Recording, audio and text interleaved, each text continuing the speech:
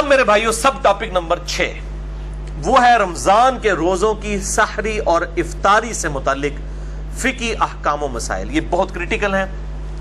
کل انشاءاللہ تعالی ہماری پہلی سحری بھی ہوگی انشاءاللہ تعالی یوم تکبیر کے دن 1998 میں 28 مئی 1998 کے دن پاکستان نے اٹامک بلاسٹ کیے تھے. یوم تکبیر ڈکلیئر ہوا تو کل یوم تکبیر والے دن 19 سال کے بعد یوم تکبیر والے دن ہمارا الحمدللہ 1438 ہجری کا رمضان مبارک کا پہلا روزہ پاکستان میں انشاءاللہ ہوگا. تو یہ سحری اور افطاری کے فقہی احکام و مسائل. یہ عموماً فقہ کا لفظ جب بولا جاتا ہے تو اس سے مراد کوئی فقہ الاحناف یا فقہ حنفی نہیں ہوتا، بلکہ یہ فقہ الاسلام ہے.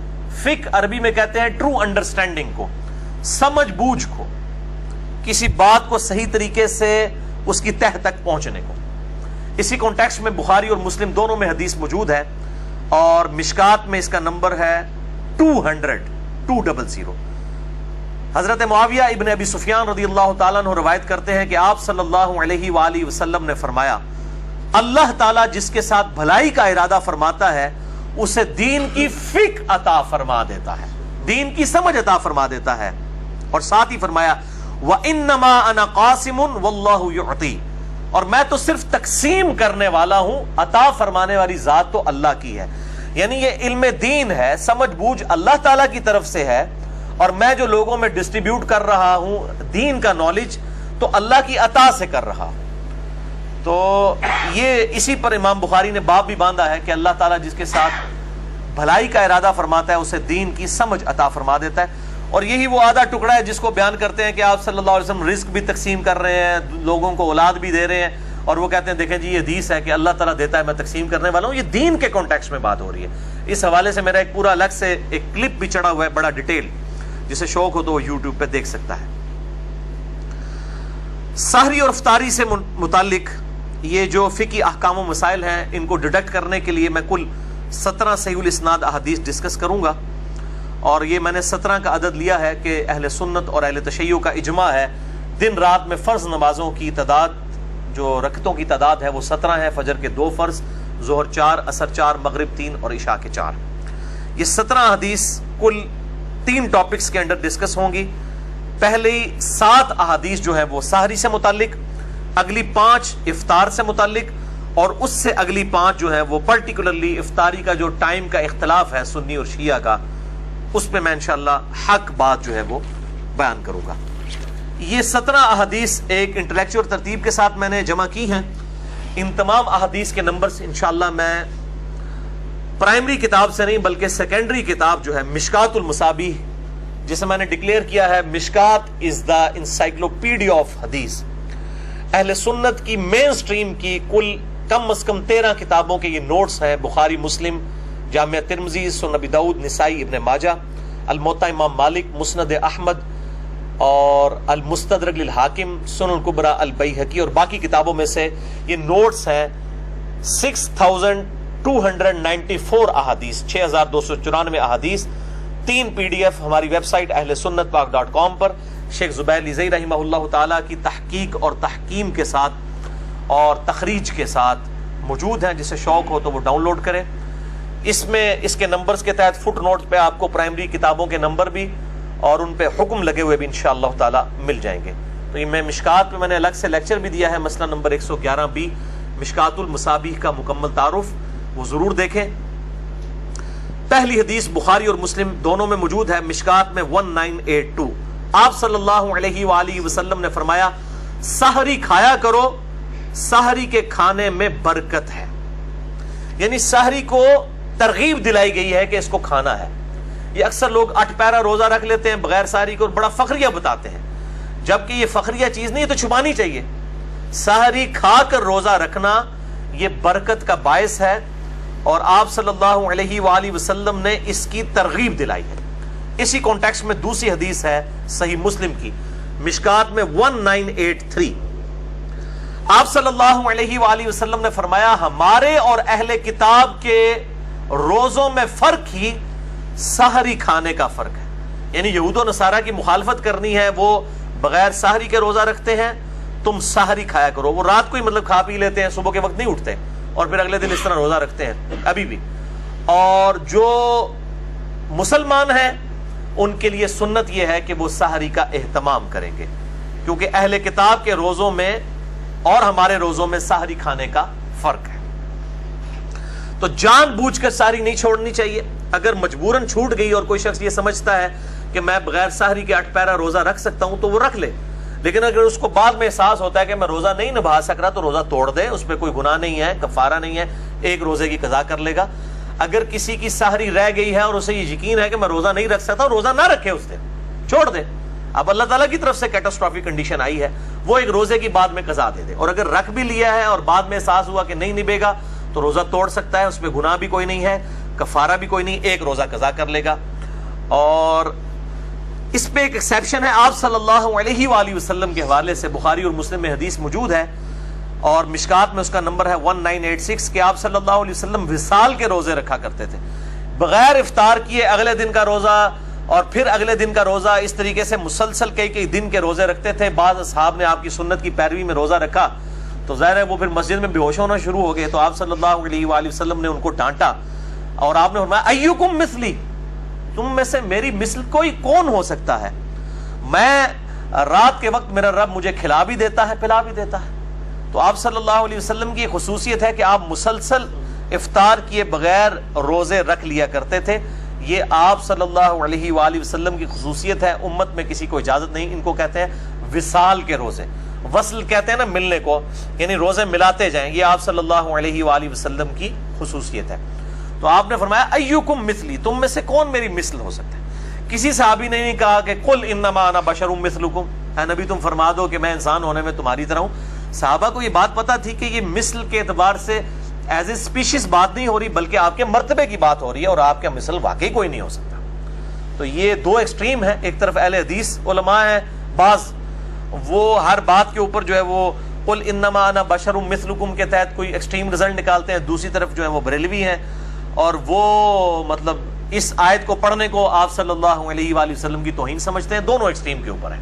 درمیان کا راستہ یہ ہے کہ آپ صلی اللہ علیہ وآلہ وسلم کے مرتبے میں کوئی مثل میں نہیں ہے, لیکن جو سپیشیز ہے آپ انسان ہیں, انسان ہونے کے اعتبار سے آپ صلی اللہ علیہ وآلہ وسلم کی مثل باقی انسان ہے, لیکن مرتبے کی بات نہیں ہے. مرتبے میں تو انسانیت کو ناز ہے آپ صلی اللہ علیہ وآلہ وسلم کی مبارک ذات پہ. تیسری حدیث سنن ابی داؤد میں ہے, مشکات میں 1998, آپ صلی اللہ علیہ وآلہ وسلم نے فرمایا مؤمن کی بہترین سحری کھجور کھانا ہے. یہ کھجور صرف افطاری کے لیے نہیں ہے, سحری کے لیے بھی ہے سنت, اور بلکہ اس کے اندر بڑی طاقت ہے.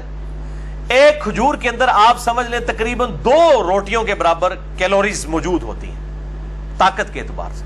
تو سحری کے وقت کھجور کھا لی جائے طاقت کے لیے بڑی اچھی چیز ہے. اور دوسرا اگر دہی کا استعمال کیا جائے تو پھر دن کے وقت پیاس کے معاملے میں اللہ تعالیٰ کی طرف سے عافیت رہتی ہے. یہ فزیکل فینومینا آف نیچر ہے, جو لوگ دہی کا اہتمام کرتے ہیں سحری کے اندر, پھر دن کے وقت پیاس کے معاملے میں ان کے لیے آسانی ہو جاتی ہے. چوتھی حدیث سنن نسائی میں ہے موقوفاً سیدہ حفصہ رضی اللہ تعالی عنہا سے, یعنی ان کا قول ہے. مشکات میں 1987 حدیث کے فٹ نوٹ کے اوپر شیخ زبیر زئی صاحب نے اس کی تحکیم کی ہوئی ہے کہ سیدہ حفصہ کہتی ہیں جو شخص طلوع فجر سے پہلے روزے کی نیت نہ کر سکے یا نیت نہ کرے تو اس کا کوئی روزہ نہیں ہے. یہ رمضان کے روزے کی بات ہے.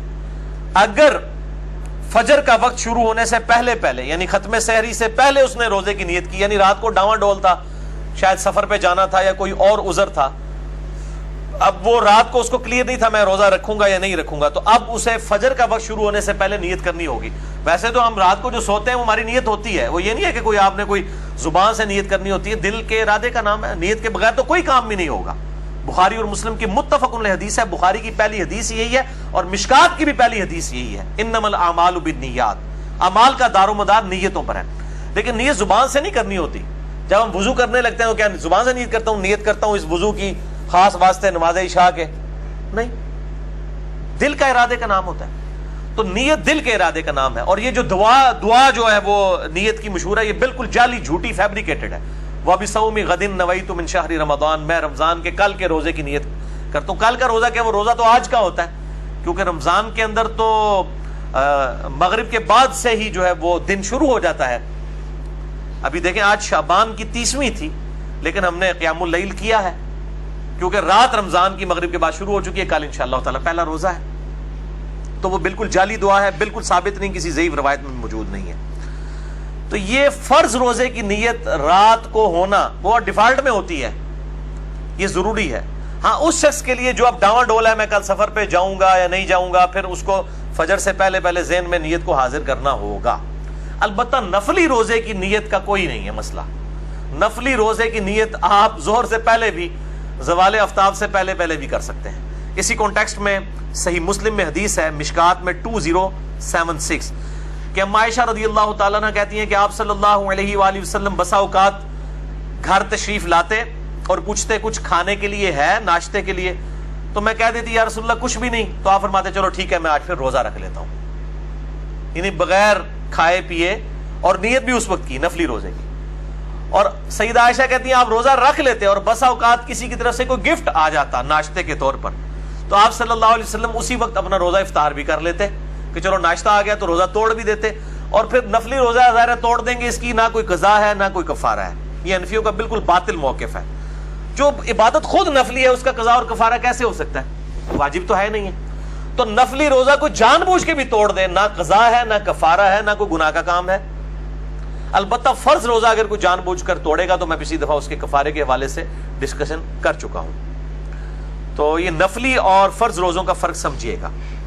5ویں حدیث بھی بخاری اور مسلم دونوں میں ہے, مشکات میں 2001. اما عائشہ رضی اللہ تعالیٰ عنہ کہتی ہیں کہ آپ صلی اللہ علیہ وآلہ وسلم احتلام کی وجہ سے نہیں بلکہ کسی اور وجہ سے, اور سیدہ عائشہ نے یعنی وہ پردے میں بات کی, یعنی میاں بیوی کے ازدواجی تعلق کی وجہ سے آپ صلی اللہ علیہ وآلہ وسلم جب طلوع فجر اس حال میں کرتے کہ آپ جنوبی ہوتے, یعنی آپ پر غسل فرض ہوتا.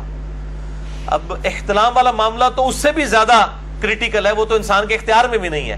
آپ صلی اللہ علیہ وآلہ وسلم اپنی بیویوں سے ازدواجی تعلق کی وجہ سے, یعنی پری پلانڈ, آپ کو پتہ بھی ہوتا کہ میرے پہ غسل فرض ہے, آپ رات کو غسل کر کے نہ سوتے بلکہ اسی طریقے سے سو جاتے, اور صبح اس حالت میں اٹھتے کہ آپ جنوبی ہوتے اور ختم سحری بھی ہو چکا ہوتا, یعنی طلوع فجر بھی, یعنی آپ نے سحری بھی نہیں کی ہے اور غسل بھی نہیں اتارا ہوا, تو آپ صلی اللہ علیہ وسلم اسی حال میں روزہ رکھ لیا کرتے. یعنی روزہ رکھنے کے لیے جنوبی شخص کا غسل اتارنا ضروری نہیں ہے, بغیر غسل اتارے بھی وہ سحری کھا کے روزہ رکھ سکتا ہے. فجر کا وقت داخل ہونے کے بعد غسل کر لے, یا اگر فجر کا وقت داخل ہونے کے بعد اٹھا ہے تو 8 پہرا روزہ رکھنا چاہ رہا ہے تو بعد میں غسل اتار لے, جس طرح آپ صلی اللہ علیہ وآلہ وسلم کے کیس میں ہوا. اور یہ بڑی ڈیٹیل حدیث بخاری اور مسلم میں ہے کہ حضرت ابو ہریرہ یہ فتویٰ دیا کرتے تھے کہ جس پہ غسل فرض ہو جب تک غسل نہیں اتارے گا وہ شخص روزہ نہیں رکھ سکتا. تو اس کے جواب میں اما عائشہ نے جب یہ حدیث سنائی تو سیدنا ابو ہریرہ نے اپنے فتوے سے رجوع کیا. اب حضرت ابو ہریرہ رضی اللہ تعالیٰ عنہ آپ صلی اللہ علیہ وآلہ وسلم کی وفات کے 30 سال تک بعد میں بھی یہ غلط فتویٰ دیا کرتے تھے, اور جب سیدہ عائشہ سے ان کو یہ بات پتہ چلی تو انہوں نے رجوع کیا. تو اگر امام ابو ہریرہ سے کوئی حدیث چھپی رہ سکتی ہے جو سب سے بڑے محدث ہیں, تو امام حنیفہ سے بھی کوئی حدیث چھپی رہ سکتی ہے. کہتے نہیں امام حنیفہ کو کیوں غلطی لگ گئی بھائی, حضرت ابو ہریرہ جو سب سے زیادہ حدیثیں روایت کرنے والے ہیں ان تک حدیث نہیں پہنچی. وہ یہ فتویٰ دیتے تھے کہ جس پہ غسل فرض ہو وہ بغیر غسل اتارے روزہ نہیں رکھ سکتا, تو اور کسی کو غلطی کیا نہیں لگ سکتی, بڑے سے بڑے شخص کو بھی غلطی لگ سکتی ہے. اور امام مالک کا جو قول ہے کہ آپ صلی اللہ علیہ وآلہ وسلم کی قبر مبارک کی طرف اشارہ کر کے کہتے تھے کہ اس صاحب قبر کے علاوہ کوئی روئے عرض پہ ایسا شخص نہیں ہے کہ جس کی ہر بات مقبول ہو, سوائے ان کی ہر بات مقبول ہے, کوئی مردود نہیں. اور پھر فرمایا کرتے ہیں ان کے علاوہ کوئی ایسا شخص نہیں ہے کہ جس کے ساتھ اختلاف نہ کیا جا سکے, ہر شخص سے اختلاف ہو سکتا ہے سوائے آپ صلی اللہ علیہ وآلہ وسلم کے. 6ٹھی حدیث بھی بخاری اور مسلم دونوں میں ہے, مشکات میں 680. سیدنا بلال رضی اللہ تعالیٰ عنہ طلوع فجر سے پہلے اذان دیا کرتے تھے رات کے وقت میں. تو آپ صلی اللہ علیہ وآلہ وسلم نے اپنے اصحاب سے فرمایا کہ بلال طلوع فجر یعنی جو ختم سحری ہے اس سے پہلے اذان دیتا ہے. بلال کی اذان تمہیں کھانے پینے سے نہ روکے, یعنی وہ لوگوں کو اٹھانے کے لیے اذان دیا کرتے تھے.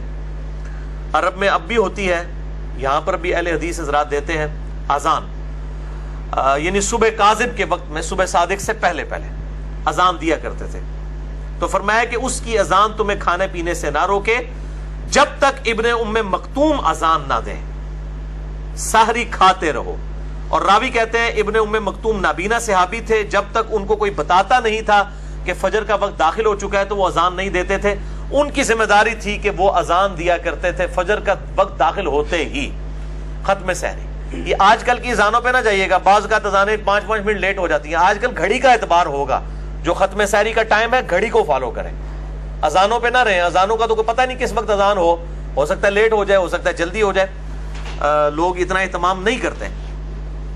تو آپ صلی اللہ علیہ وآلہ وسلم نے فرمایا کہ جب تک ختم سحری نہ ہو اس وقت کھاتے پیتے رہو. اسی کانٹیکس میں صحیح مسلم میں ایک حدیث ہے، جامع ترمذی میں بھی اور مشکات میں ہے 681، کہ آپ صلی اللہ علیہ وسلم نے فرمایا اذان بلال یعنی صبح کاذب کے وقت جو اذان دیتے ہیں تمہیں سحری کھانے سے نہ روکے، لیکن جب روشنی افق پر پھیل جائے یعنی صبح صادق ہو جائے، وہ ٹیولائٹ سا جو ظاہر ہوتا ہے، تو کھانے پینے سے رک جاؤ. یعنی جب ختم سحری کا وقت ہو، طلوع فجر ہو، فجر کا وقت شروع ہو جائے تو پھر کھانے پینے سے رک جاؤ. اسی کانٹیکس میں قرآن حکیم میں آیت ہم پہلے ڈسکس کر چکے، سورۃ البقرہ آیت نمبر 187، وَكُلُوا وَاشْرَبُوا حَتَّى يَتَبَيَّنَ لَكُمُ الْخَيْطُ الْأَبْيَضُ مِنَ الْخَيْطِ الْأَسْوَدِ، اور کھاؤ اور پیو یہاں تک کہ صبح کا جو فجر کے وقت، من الفجر، فجر کے وقت رات کا جو سیاہ ڈھورا ہے وہ صبح کے سفید ڈورے سے ممتاز نہ ہو جائے، یعنی نیچے سفیدی نظر آتی ہے اور اوپر رات کا سیاہ ڈورا. جب یہ بالکل واضح ہو جائے اس وقت صبح صادق یعنی ختم سحری اور طلوع فجر ہو جائے گا، کھانا پینا اس وقت روک دو.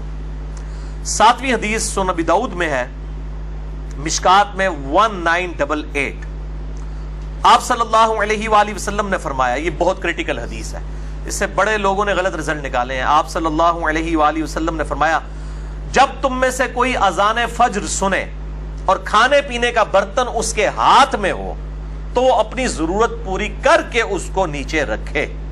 اس پہ امام ابو داؤد نے باب باندھا ہے کہ برتن ہاتھ میں ہو اور انسان اذان سنے تو اس وقت کیا کرے. یعنی اگر کھا پی رہا تھا اور اسی دوران اذان شروع ہوئی، اس اذان سے مراد ہے کہ ختم سحری ہوگی، تو پھر وہ جو ہاتھ میں کھانا موجود ہے سامنے برتن میں اور پانی، اس سے فوراً سحری اپنی مکمل کر لے. لیکن یہ اس صورت میں ہے کہ وہ آلریڈی سحری کر رہا تھا، یہ نہیں کہ ایک بندے نے روٹین بنائی ہوئی ہے کہ وہ آخری 2 منٹ میں اٹھ کے سحری کرتا ہے، اس کے لیے نہیں ہے، کیٹاسٹروفک کنڈیشن کے لیے. اور بعض لوگ تو ایسے ہیں جو مطلب آدھا گھنٹہ پہلے سحری کر لیتے ہیں پھر انتظار میں بیٹھے رہتے ہیں، جیسے ہی اذان شروع ہوتی ہے کہتے ہیں پانی پی لو، جلدی پانی پی لو. وہ روزہ توڑ رہے ہوتے ہیں، وہ افطاری کر رہے ہوتے ہیں، وہ سحری نہیں کر رہے ہوتے. ان کو بتا دیں آپ افطاری کر رہے ہیں، روزہ تو آپ رکھ چکے تھے، اب آپ نے فجر کے وقت ہی افطار کر لیا اس کو، یعنی روزہ توڑ دیا. میں نے خود یہ آبزرو کیا ہے، 2008 کی بات ہے، میں ایک اہل حدیث مسجد میں اعتکاف بیٹھا اسلام آباد میں. وہاں پہ اجتماعی اعتکاف ہوتا تھا، 500-600 بندے جو ہیں وہ اعتکاف کرتے تھے. تو وہاں میں نے یعنی یہ چیز آبزرو کی کہ لوگ سحری پہلے ہی کر کے فارغ ہو جاتے تھے، پھر 15-20 منٹ تک گپے مارتے رہتے تھے، اور جیسے ہی اذان شروع ہوتی تھی سارے کولر کی طرف بھاگتے تھے. تو میں نے پھر بڑا شور ڈالا کہ میرے بھائی یہ آپ اس طریقے سے چیزوں سے رزلٹ نکالیں گے؟ یہ تو اسی طریقے سے جیسے بخاری و مسلم میں حدیث ہے، ایک شخص نے رکوع کی حالت میں آ کے آپ صلی اللہ علیہ وآلہ وسلم کے ساتھ جماعت میں شامل ہوا، چونکہ آپ کو پیچھے بھی نظر آتا تھا، آپ نے دیکھ لیا. آپ نے اسے فرمایا آندہ ایسے نہ کرنا کہ تم رکوع میں ہی شامل ہوتے ہوئے چلتے ہوئے آئے ہو. تو اب آپ صلی اللہ علیہ وآلہ وسلم ایک چیز سے منع فرما دے اور ایک بندہ اس کی روٹین بنا لے اور پھر کہ جی رکوع میں رکعت مل جاتی ہے، اتنا غلط رزلٹ نکال لے. یہ بالکل اسی طریقے سے غلط رزلٹ نکالا ہوا ہے. یہ تو ہے اگر کوئی کھا پی رہا تھا اس دوران اذان شروع ہو گئی تو اب اس کو اجازت ہے کہ وہ اس کو کنٹینیو کرے. اور اس میں سحری اور افطاری کے لیے صرف ٹائم اور گھڑی کا اعتبار کیا جائے، گھڑی سٹینڈرڈ ٹائم ہونی چاہیے، اس کو فالو کریں. اور عموماً مؤذن حضرات جو ہے وہ ان چیزوں کا اہتمام نہیں کرتے. اور آج کل تو ہمارے پاس مسلم پرو جو ہے وہ اینڈرائڈ ایپ موجود ہے اور اس طریقے سے سلاٹ ٹائم کے نام کا سافٹ ویئر اور چیزیں موجود ہیں، اس سے ٹائم جو ہے اس کو دے کے سٹینڈرڈ ٹائم کو فالو کریں. ٹائم ہو جائے آپ سحری ختم کر دیں، افطاری شروع کر سکتے ہیں جب مغرب کا وقت ہو جائے، اذان ہو یا نہ ہو. اذان کا اس سے کوئی تعلق نہیں. پہلے تو صرف اذان ہی ایک سورس تھا نا لوگوں کو مطلع کرنے کا. اب ہمارے پاس اس سے بھی ایک بہتر سورس ہے بالکل ٹائنیز ڈیٹیل تک. ہم اذان کے اوپر ریلائی نہیں کریں گے صرف, کیونکہ اذان کی گارنٹی نہیں ہے کہ وہ ٹائم کو دیکھ کے دے رہے ہیں یا نہیں دے رہے, بد احتیاطی بھی ہو سکتی ہے اس حوالے سے. تو ایک ایکسٹریم پہ تو یہ لوگ ہیں جو یہ کھانے پینے والا معاملہ جو ہے وہ موقوف کر کے پھر اذان کے وقت پانی پی رہے ہوتے ہیں, اور دوسری ایکسٹریم پہ وہ لوگ ہیں جو اس فیسلٹی کو چھیننا چاہتے ہیں, خصوصاً ہمارے حنفی بھائی. وہ کہتے ہیں نہیں جی جناب, جب ٹائم ختم سحری ہو گیا, چاہے ہاتھ میں بھی برتن تھا, ادھر ہی نوالا آپ چھوڑ دیں گے, آپ اس کو مکمل نہیں کر سکتے. تو وہ بھی دوسری ایکسٹریم کے اوپر ہے, اور وہ کہتے ہیں یہ کیسے ہو سکتا ہے کہ اب ٹائم ہی ختم ہو گیا تو اب وہ کھانا پینا اب بھی جاری رکھا جائے. تو یہ میرے بھائیوں ٹرانزیشن پیریڈ ہے, یعنی انتقالی وقفہ ہے. یہ نہیں ہوتا کہ وہ آج جس طرح کل انشاءاللہ تعالی 3:20 کے اوپر اسلام آباد میں ختم سحری ہے, یہاں پہ 3:17 بنے گی, تو ایگزیکٹ 3:17 جب جہلم میں ہوئے ہیں تو ایگزیکٹ اس وقت کوئی ایسا بم پھٹا ہے اور جناب طلوع فجر ہو گئی ہے. وہ آہستہ آہستہ جو ہے وہ صبح کاذب جو ہے صبح صادق میں داخل ہونا شروع ہوتی ہے, یعنی ایک ٹرانزیشن پیریڈ ہوتا ہے. اور اگر وہ ایک دم بھی داخل ہو رہی ہے تب بھی کوئی ایشو نہیں ہے. اس کے سپورٹ میں ایک حدیث ہے جو بخاری اور مسلم دونوں میں موجود ہے, مشکات میں 601 ہے کہ آپ صلی اللہ علیہ وآلہ وسلم نے فرمایا, جس نے سورج نکلنے سے پہلے فجر کی ایک رکعت پا لی اس نے فجر کی نماز پا لی, اور جس نے غروب آفتاب سے پہلے عصر کی ایک رکعت پا لی اس نے عصر کی نماز پا لی. یعنی اگر کوئی لیٹ ہو گیا تھا مجبوری کی وجہ سے, اور غروب آفتاب جس طرح کل اسلام آباد میں 7:10 پہ ہے, یہاں پہ 7:07 پہ, تو کوئی شخص 7:06 کے اوپر عصر کی نماز شروع کرتا ہے مجبوراً لیٹ ہونے کی وجہ سے, اور ایک رکعت اس نے غروب آفتاب کے وقت سے پہلے پا لی, اور باقی 3 رکعتیں اس کی مغرب کے وقت میں بھی ہوئی تو اس کی نماز ہو جائے گی. اسی طریقے سے فجر والا معاملہ بھی ہے. اب حنفی عصر والا مانتے ہیں, فجر والا نہیں مانتے. افتؤمنون ببعض الکتاب وتکفرون ببعض. حالانکہ ایک ہی حدیث میں ذکر ہے کہ جس نے طلوع فجر سے پہلے, طلوع آفتاب سے پہلے فجر کی ایک رکعت پا لی اس نے فجر کی نماز پا لی, اور جس نے غروب آفتاب سے پہلے عصر کی ایک رکعت پا لی اس نے عصر کی نماز پا لی. یہ دونوں ایک ہی حدیث میں موجود ہیں. وہ کہتے ہیں نہیں فجر کی نہیں ہوتی, عصر کی ہو جاتی ہے, اور آگے پھر لاجکس دیتے ہیں جی عصر کا وقت چونکہ مغرب میں داخل ہو رہا ہوتا ہے تو مغرب خود نماز کا وقت ہے, اور دوسری طرف جو ہے وہ فجر کا وقت زوال کے وقت میں داخل ہو رہا ہوتا ہے, مکروہ وقت میں, اس لیے وہاں پہ نہیں ہے. یہ جو لاجکس نکالتے ہیں نا, ان کے لیے پھکی میرے پاس ہی ہے. ان سے یہ پوچھیں کہ پیشاب جو ہے یہ زیادہ ناپاک قطرہ ہے یا منی زیادہ ناپاک ہے, تو یہ کہیں گے جی پیشاب, کیونکہ منی تو انبیاء کی پیدائش کا سبب بھی ہے, تو پیشاب تو زیادہ نجس ہے. لیکن پیشاب کے نکلنے سے غسل فرض نہیں ہوتا, اور منی کے نکلنے سے غسل فرض ہو جاتا ہے. اب ان کی ڈاکٹرائن مان لی جائے تو پیشاب کے بعد بھی غسل فرض ہونا چاہیے, کیونکہ انٹینسٹی زیادہ ہے نا پیشاب کی پلید ہونے کی. یہ میں نے پکی اینٹی وینم الزامی جواب دیا ہے. جو یہ کہتے ہیں کہ نہیں جی عصر کی نماز ہو جاتی ہے, فجر کی اگر کسی نے ایک رکعت پا لی اور اس کے بعد سورج نکلنا شروع ہوا تو وہ اس کی نماز نہیں ہوگی, دوبارہ ہی پڑھنی پڑے گی, تو یہ بالکل غلط ہے. اس حدیث کے تحت میرا اجتہاد اور قیاس ہے اس حدیث کو جو ابو داؤد کو سپورٹیو ہے مشکات میں 1988 کہ اگر کسی کے ہاتھ میں برتن ہے اور اس دوران اذان شروع ہوئی ہے تو وہ کھانا پینا وہ فوراً اپنا مکمل کر لے. یہ نہیں ہے کہ 20 منٹ اذانیں ہو رہی ہے تو وہ اٹھے ہی اذانوں کے وقت. آج کل اذانیں بھی بڑی لمبیاں ہوندیاں نے, وہ کہتے ہیں آخری اذان تک کھاندے رہو. آخری اذان نہیں پائی جی, ایک اذان جیڑی اس ٹائم دے وچ ہوئی ہے, ایگزیکٹ اس وقت جو سٹینڈرڈ ٹائم کے مطابق, اس اذان کے اندر اندر آپ نے کھانا پینا مکمل کرنا, یعنی 1-1.5 منٹ کے اندر اندر اپنا آپ کو مکمل کریں. بالا ہم تو اس طرح کی کوئی حرکت نہیں کرتے, نہ رسک لیتے ہیں, ہم تو 10 منٹ پہلے ہی روزہ بند کر دیتے ہیں. اتنا رسک لینے کی کیا ضرورت ہے کہ بالکل آپ ایج کے اوپر جا کے سحری والا معاملہ کرنا شروع کر دیں. اب میرے بھائیوں اگلی 5 احادیث افطار سے متعلق ہیں. پہلی حدیث جامعہ ترمذی, سنن ابی داؤد, سنن ابن ماجہ, مسند احمد میں ہے, مشکات میں 1990. آپ صلی اللہ علیہ وسلم نے فرمایا جب تم میں سے کوئی افطار کرے تو کھجور سے کرے کہ وہ باعث برکت ہے, یعنی فوراً طاقت آ جاتی ہے, کیلوریز. اگر کھجور میسر نہ آئے تو پانی سے افطار کر لے, وہ باعث طہارت ہے, یعنی کھجور یا پانی. یہ بعض لوگوں نے کہا جی نمک نال بھی کر لے, اے بھی نہ ہوئے, کولوں لا لیندے چیزاں. بھائی نمک دا کدھر ذکر نہیں ہے, کھجور اور پانی کا ذکر ہے. دوسری حدیث جامعہ ترمذی اور سنن ابی داؤد میں ہے, مشکات میں 1991. آپ صلی اللہ علیہ وآلہ وسلم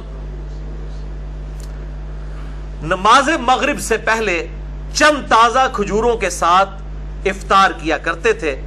اگر کھجور نہ ہوتی تو آپ صلی اللہ علیہ وآلہ وسلم چند چھہارے کھا لیا کرتے. یہ چھہارے کھانا بھی سنت ہے, اور یہ جو بد دی جاتی ہے نکاح کے موقع پر یہ میٹھا تقسیم کرنا, یہ بھی سنت ہے.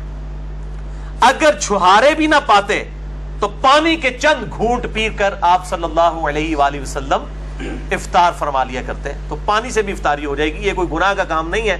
اکثر لوگ ضروری کھجور ہی تلاش کر رہے ہوتے ہیں, اگر کھجور نہیں ہے تو پانی کے ساتھ بھی روزہ افطار کرنا سنت ہے, یہ کوئی عیب والا معاملہ نہیں ہے.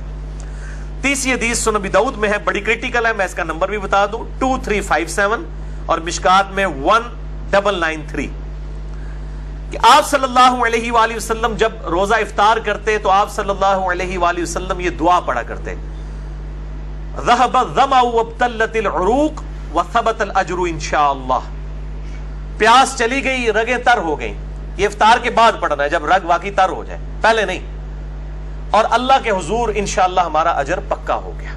تو یہ آپ صلی اللہ علیہ وآلہ وسلم دعا پڑھا کرتے تھے. مشکات میں اتنے الفاظ ہیں, ابو داؤد میں پوری حدیث ہے, سنن ابی داؤد 2357. وہ تابعی کہتے ہیں کہ عبداللہ بن عمر کو میں نے دو کام کرتے ہوئے دیکھا ہے. ایک تو وہ مطلقاً مٹھی کے بعد داڑھی کاٹا کرتے تھے, مطلقاً, کوئی حج عمرے کا ذکر نہیں. اور دوسرا افطار کے وقت یہ دعا پڑھا کرتے تھے, اور کہتے تھے کہ نبی صلی اللہ علیہ وآلہ وسلم بھی افطار کے وقت یہ دعا پڑھتے تھے. داڑھی پہ میرا مسئلہ نمبر 33 ڈیٹیل کے ساتھ آپ دیکھ سکتے ہیں, اس حدیث کو میں نے بیان کیا وہاں پر بھی. ایک اور مشہور حدیث ہے لیکن پکی ضعیف ہے, مرسل روایت ہے, تابعی نے صحابی سے نہیں ڈائریکٹ نبی صلی اللہ علیہ وآلہ وسلم سے روایت بیان کی ہے. اس کو ہم کہتے ہیں مرسل, چھوٹا ہوا واسطہ, منقطع ہے. معاذ بن زہرہ تابعی سے کہ نبی صلی اللہ علیہ وآلہ وسلم دعا پڑھتے تھے اللہم لک صمت وعلی رزقک افطرت.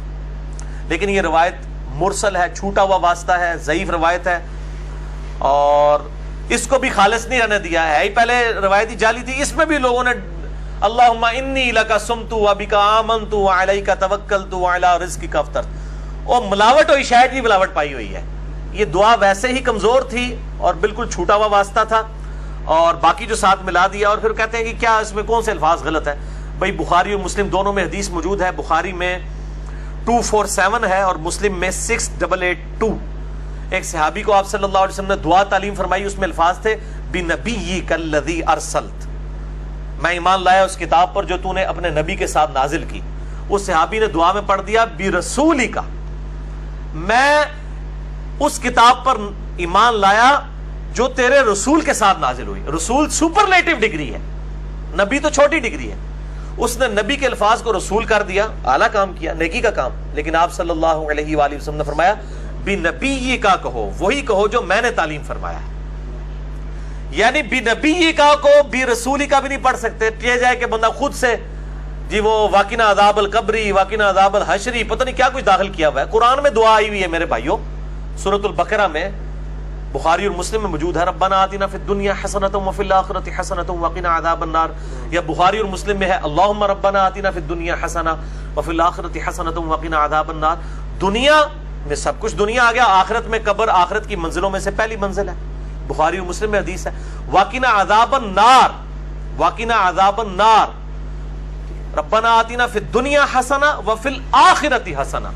آخرت کی حسنہ ہونے میں عذاب قبر سے بھی, عذاب محشر سے بھی, اور اسی طریقے سے پل صراط, یہ ساری چیزیں وفی الآخرۃ حسنہ میں آتی ہیں. اور واقعی عذاب النار میں تو الٹیمیٹ کامیابی آ گئی الحمدللہ.